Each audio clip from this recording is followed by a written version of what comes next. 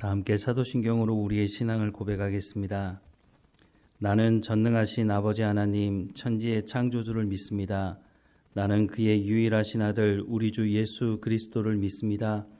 그는 성령으로 잉태되어 동정녀 마리아에게서 나시고 본디오 빌라도에게 고난을 받아 십자가에 못 박혀 죽으시고 장사된 지 사흘 만에 죽은 자 가운데서 다시 살아나셨으며 하늘에 오르시어 전능하신 아버지 하나님 우편에 앉아 계시다가 거기로부터 살아있는 자와 죽은 자를 심판하러 오십니다. 나는 성령을 믿으며 거룩한 공교회와 성도의 교제와 죄를 용서받는 것과 몸의 부활과 영생을 믿습니다. 아멘. 다 함께 찬송가 268장 함께 찬양하겠습니다. 268장 함께 찬양하겠습니다. 죄에서 자유를 얻게 함은 보혈의 능력 주의 보혈 시험을 이기고 승리하니 참 놀라운 능력이로다. 주의 보혈 능력이 또다. 주의 피 믿으오. 주의 보혈 그 어린 양의 매우 귀중한 피로다. 육체의 정욕을 이길 힘은 보혈의 능력 주의 보혈 정결한 마음을 얻게 하니 참 놀라운 능력이로다. 주의 보혈 능력이 또다. 주의 피 믿으오.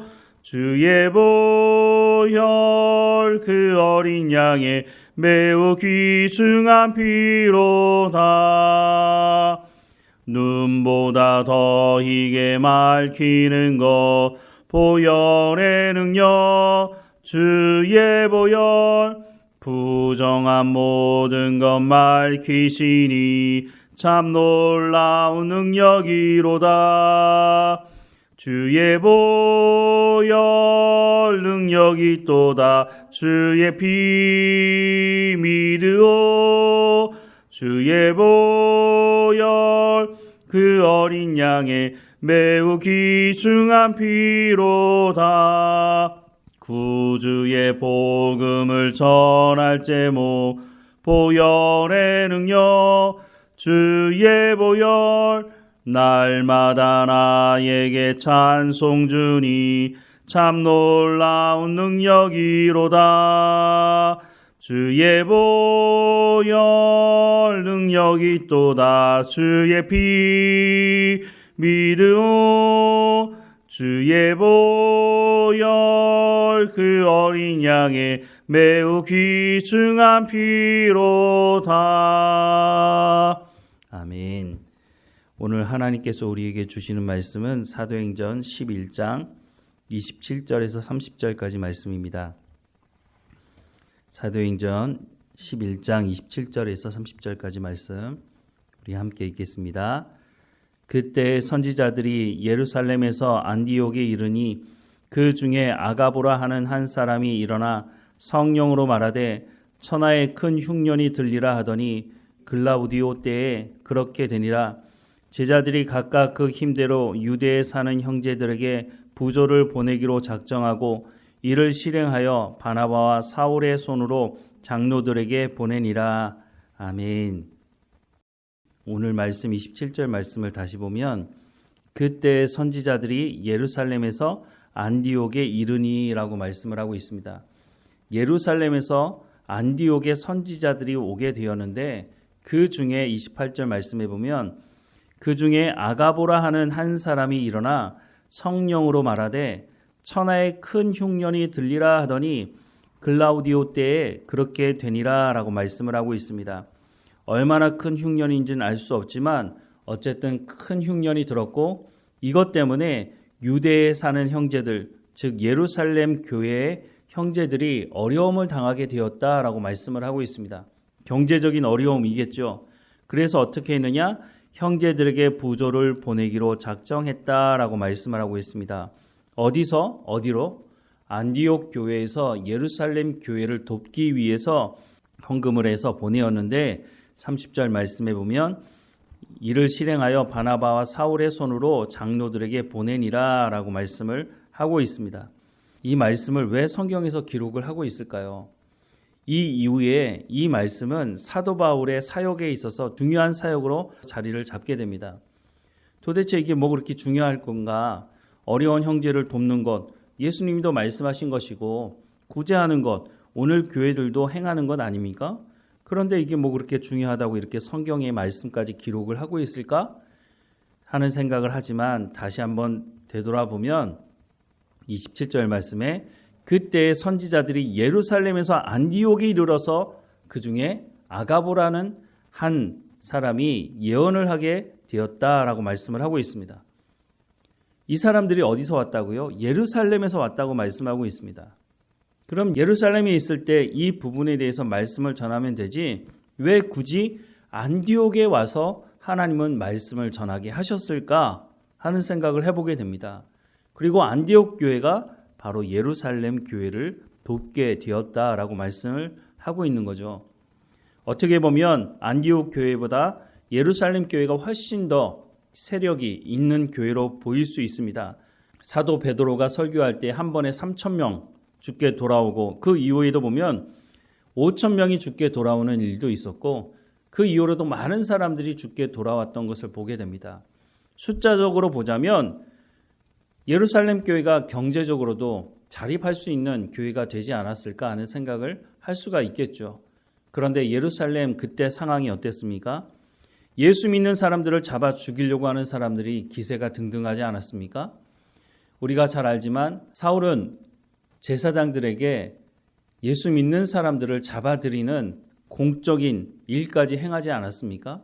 예수 믿는 사람들을 잡아다가 협박했고 다시는 예수의 이름을 말하지도 말고 예수에 대해서 가르치지도 말라고 협박하고 또 채찍으로 때렸고 심지어는 순교하는 일까지 일어나지 않았습니까?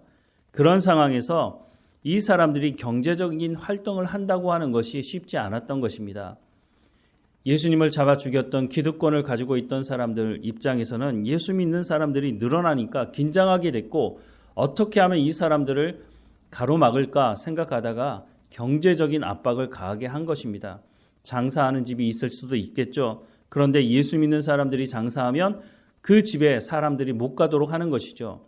당시에 종교 지도자들 눈밖에 난다고 하는 것은 사회생활을 할 수 없다고 하는 것이었기 때문에 그래서 예루살렘 교회가 숫자적으로 많았을지 모르지만 그 사람들이 경제적인 활동 자체를 할 수 없는 상황이었기 때문에 거기에 흉년이 닥쳤으니 먹고 사는 문제가 크게 위협이 되었을 것입니다. 이 소식을 들었던 안디옥 교회가 바로 예루살렘 교회를 돕게 되는데 제가 앞서 말씀을 드렸지만 사도 바울이 사역하는 데 있어서 이 예루살렘 교회를 돕는 경제적으로 돕는 이 사역이 사도 바울 사역에 있어서 가장 중요한 사역 중에 한 사역이었다고 하는 것입니다. 왜 이것이 중요했느냐? 예루살렘 교회가 이방인 교회에 대해서 복음을 전하는 것을 사실 처음에는 가로막지 않았습니까? 어떻게 이방인과 함께 식사를 할 수 있느냐? 교제할 수 있느냐? 베드로가 고넬료 집안에 가서 복음을 전하고 돌아왔을 때 누가 이것에 대해서 비난했습니까? 예수 믿는 사람들, 예루살렘 교회 성도들이 그것을 비난하지 않았습니까? 예수님께서 땅끝까지 이르러서 복음을 전하라는 그 말씀의 의미를 말씀하셨지만 제자들은 이것을 제대로 깨닫지 못해서 땅끝까지 이르러서 복음을 전한다고 하는 것은 흩어져 있는 유대인들에게 복음을 전하는 것이라고 여전히 생각을 하고 있었기 때문에 이방인들에게 복음을 전하는 것에 대해서는 거부했던 것이죠. 사실 이 이후에도 베드로가 고넬료에게 복음을 전하고 그 복음을 전한 이유에 대해서 제자들에게 설명해 줬음에도 불구하고 그 이후에도 예수 믿는 사람들, 이방인들 중에 예수 믿는 사람들은 할례를 받아야 된다 주장하기도 했습니다. 이것 때문에 이방인 선교가 참 어려웠었죠. 그런데 하나님의 부름을 받은 바울은 이방인 선교에 집중을 하게 됐습니다. 그래서 바울 사역에 보면 이 할례의 문제도 바울에게 있어서는 중요하지 않았습니다. 예수 믿고 구원받는 것이 중요한 것이지 할례를 행하거나 행하지 않는 것은 구원과 관계가 없다라고 분명히 주장하게 되었죠. 이렇게 말씀을 전하는 와중에 예루살렘 교회가 이때만 경제적으로 어려웠던 것이 아닙니다. 물론 흉년 때에 더 어려움을 당하긴 하겠지만 지속적으로 예루살렘의 종교 기득권자들은 계속해서 예수 믿는 사람들의 경제적인 활동도 제한하면서 어려움을 당하게 되었죠. 이것을 너무나 잘 알고 있는 바울이 나중에 고린도 교회뿐만 아니라 바울이 개척했던 다른 교회들에게 우리가 예루살렘 교회를 도와야 한다라고 말하고, 그래서 이 예루살렘 교회를 돕는 이 일에 많은 교회들이 동참하게 되는데, 특별히 고린도 후서의 말씀에 보면 고린도 교회를 향해서 너희는 예루살렘 교회를 돕기로 헌금하기로 했음에도 불구하고 왜 헌금하지 않느냐라고 책망하는 말씀이 나오는데요. 고린도 후서 9장 1절부터 말씀을 보면 성도를 섬기는 일에 대하여 내가 너희에게 쓸 필요가 없나니 이는 내가 너희의 원함을 알미라. 내가 너희를 위하여 마게도니아인들에게 아가야에서는 1년 전부터 준비하였다는 것을 자랑하였는데 과연 너희의 열심이 펑 많은 사람들을 분발하게 하였느니라. 그런데 이 형제들을 보낸 것은 이 일에 너희를 위한 우리의 자랑이 헛되지 않고 내가 말한 것 같이 준비하게 하려 함이라. 혹 마게도니아인들이 나와 함께 가서 너희가 준비하지 아니한 것을 보면 너희는 고사하고 우리가 이 믿던 것에 부끄러움을 당할까 두려워하노라. 그러므로 내가 이 형제들로 먼저 너희에게 가서 너희가 전에 약속한 연보를 미리 준비하게 하도록 권면한 것이 필요한 줄 생각하였노니 이렇게 준비하여야 참 연보답고 억지가 아니니라 라고 말씀을 하고 있습니다. 예루살렘을 돕겠다고 고린도 교회가 먼저 나섰습니다. 우리가 또 헌금하겠다고 했죠. 그런데 이 사람들이 헌금을 하지 않는 겁니다. 그래서 바울이 책망을 하는 겁니다. 그러면서 하는 말이 마게도니아 사람들을 언급을 하고 있는데요. 고린도후서 8장 1절부터 5절 말씀해 보면 형제들아 하나님께서 마게도니아 교회들에게 주신 은혜를 우리가 너희에게 알리노니 환난의 많은 시련 가운데서 그들의 넘치는 기쁨과 극심한 가난이 그들의 풍성한 연보를 넘치도록 하게 하였느니라. 내가 증언하노니 그들이 힘대로 할 뿐 아니라 힘에 지나도록 자원하여 이 은혜와 성도 섬기는 일에 참여함에 대하여 우리에게 간절히 구하니 우리가 바라던 것뿐 아니라 그들이 먼저 자신을 주께 드리고 또 하나님의 뜻을 따라 우리에게 주었도다 라고 말씀을 하고 있습니다. 마게도니아 성도들은 고린도 교회보다 극심한 가난 가운데 있었다고 말씀하고 있습니다. 하지만 기쁨으로 이 헌금을 했고 예루살렘 교회를 도와야 한다고 나섰다고 말씀을 하고 있습니다. 고린도 교회 입장에서는 참 창피한 일이죠. 그래서 사도 바울이 먼저 내가 가기 전에 너희가 미리 준비하라고 말을 하고 있는 것입니다. 고린도후서 9장 6절 이하의 말씀에도 계속 보면 이것이 곧 적게 심는 자는 적게 거두고 많이 심는 자는 많이 거둔다 하는 말이로다. 각각 그 마음에 정한 대로 할 것이요 인색함으로나 억지로 하지 말지니 하나님은 즐겨내는 자를 사랑하시느니라 라고 말씀합니다. 내가 너희에게 이렇게 말한다고 억지로 하지 말아라. 정말 너희가 하고 싶지 않다면 중단하라 라고 하는 말이지만 사실 그 내용은 너희가 작정을 처음에 할 때는 자원함으로 하지 않았느냐? 그러면 끝까지 하나님 말씀에 순종함으로 자원함으로 할 때에 하나님께서 이 일을 기뻐하시는 것이다 라고 말씀을 하고 있는 것입니다. 바울이 이렇게 고린도 교회를 향해서 이 말씀을 쓰기까지 한 중요한 이유는 예루살렘 교회와 이방인 교회가 연합된 관계를 이루지 않으면 복음을 전하는 데 있어서 앞으로도 큰 장애가 있을 수 있다고 하는 것입니다. 여전히 오랜 시간이 지났음에도 불구하고 예루살렘 교회 안에는 여전히 이방인들에게 복음을 전하는 일에 대해서 거부하고 비난하는 사람들이 있었다고 하는 것입니다. 이들의 마음을 어떻게 하면 열 수 있었을까? 사도 바울이 하나님의 뜻을 알게 되었는데 그것이 무엇이냐면 오늘 본문에 기록된 말씀과 연결되어져 있습니다. 예루살렘 교회를 경제적으로 돕는 것입니다. 돈을 주는 것이 무슨 큰 도움이 될까? 하나님의 사역에 무슨 큰 도움이 될까? 이런 생각이 들지 모르지만 오늘 본문의 말씀이 기록된 이유, 이것이 바로 예루살렘 교회를 경제적으로 돕는 것이 그들의 마음을 여는 것이었음을 오늘 본문이 말씀해 주고 있는 것입니다. 그래서 사도 바울은 이 이후로도 예루살렘 교회를 우리가 어떻게 하면 도울 수 있을까? 예루살렘 교회가 이방인 교회를 인정해야만 예수님께서 말씀하는 것처럼 땅끝까지 이르러서 이방인들에게도 복음을 전할 수 있는 길이 열릴 수 있다는 것을 사도 바울은 사역을 하면서 더 절실하게 깨달은 것입니다.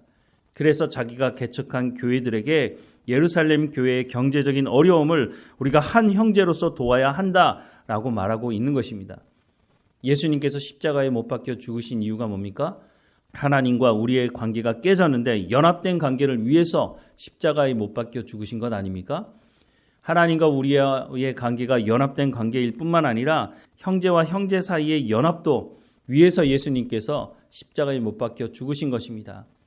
이 일을 힘쓰기 위해서 사도 바울이 하나님의 뜻을 알고 예루살렘 교회를 이방인 교회가 경제적으로 도울 때에 그들의 마음이 풀어지고 그들의 마음이 열려져서 연합된 관계로 땅끝까지 이르러 복음을 전할 수 있다고 하는 것을 사도 바울은 알았던 것입니다. 그래서 자기가 개척한 교회들에게 우리가 예루살렘 교회를 경제적으로 돕자고 말한 것이고, 그래서 마게도니아 교회 같은 경우에는 이것을 이해했기 때문에 힘에 지나도록, 극심한 가난 가운데서도 힘에 지나도록 예루살렘 교회를 돕고, 이것이 그들에게 나도 힘든데 하면서 불평한 것이 아니라 기쁨으로 이 일을 섬겼다라고 말씀을 하고 있는 것입니다. 오늘 우리도 마찬가지입니다. 우리가 구제에 힘쓰는 것, 그것은 예수님의 명령이기도 하지만 이 구제의 사역을 통해서 복음이 흘러갈 수 있는 길을 열 수 있다고 하는 것입니다. 물론 복음을 전하기 위한 미끼로 구제를 하면 그것도 잘못된 것입니다. 순수한 마음으로 형제를 돕기 위해서 구제해야 하는 것이죠. 우리가 그때에 그 일을 통해서 복음이 더 확장된다고 하는 것은 하나님의 손에 달려 있는 것이기도 한 것입니다. 하지만 분명한 것은 우리가 복음을 전하는 데 있어서 이 구제를 사용할 수 있도록 예수님께서 말씀하시니 우리가 이 일을 지혜롭게 사용해야 할 것입니다. 하나님께서 우리에게 주신 것들이 있죠. 가장 중요한 것은 시간이고 또 재물이고 또 재능이 있습니다. 이 모든 것을 통해서 복음이 증거될 수 있도록 사용하는 지혜가 우리 가운데 있어야 할 것입니다. 이것은 내가 노력해서 내가 얻은 것이니 내 것이라고 주장하지 말아야 할 것입니다. 우리가 하나님의 은혜라고 말할 때는 이 모든 것이 복음의 통로가 될 수 있도록, 복음을 전하는 데 사용될 수 있도록 하나님께서 우리 가운데 주신 것이니 그것에 대한 마음, 하나님의 마음을 품고 복음을 증거하는 삶을 살아가야 할 것입니다. 하나님께서 우리 가운데 허락하신 이 모든 것을 통해서 생명을 살리는 우리의 삶이 되기를 주님의 이름으로 축원합니다. 기도하겠습니다. 사랑하는 하나님, 우리 가운데 하나님 주시는 지혜를 가지고 우리 가운데 허락해 주신 시간과 재물과 재능과 이 모든 것들을 통해서 오직 하나님의 영광만 드러나게 하시고 우리가 어려움 당하고 있는 예수 믿는 형제들을 돌아볼 수 있도록 은혜를 허락해 주옵소서. 이방인 교회가 예루살렘 교회를 돕는 모습을 보게 됩니다. 예루살렘 교회의 그 닫혀있는 마음이 이 일을 통해서 열려지게 되고 함께 협력하여서 하나님의 복음을 땅끝까지 이르러서 복음을 증거하는 이 사역이 계속해서 진행되는 것을 보게 됩니다. 하나님 우리의 눈을 열어주셔서 하나님 우리 가운데 주신 것을 가지고 생명을 살리는 데 힘쓰도록 은혜를 허락해 주옵소서. 하나님 선교하는 모든 현장 가운데 사역하는 선교사들 하나님 후원하며 기도하며 그들과 함께 협력하여서 하나님의 나라를 확장해 갈 수 있도록 은혜를 허락해 주옵소서. 하나님 날마다 우리 가운데 베풀어 주신 그 놀라운 은혜를 나누며 생명 살리는 삶을 살아갈 수 있도록 우리의 삶을 주관하시고 인도해 주옵소서. 늘 우리와 함께 하시는 하나님께 감사하고 예수님의 이름으로 기도드립니다. 아멘. 하늘에 계신 우리 아버지, 아버지의 이름을 거룩하게 하시며 아버지의 나라가 오게 하시며 아버지의 뜻이 하늘에서와 같이 땅에서도 이루어지게 하소서. 오늘 우리에게 일용할 양식을 주시고 우리가 우리에게 잘못한 사람을 용서하여 준 것 같이 우리 죄를 용서하여 주시고 우리를 시험에 빠지지 않게 하시고 악에서 구하소서. 나라와 권능과 영광이 영원히 아버지의 것입니다. 아멘.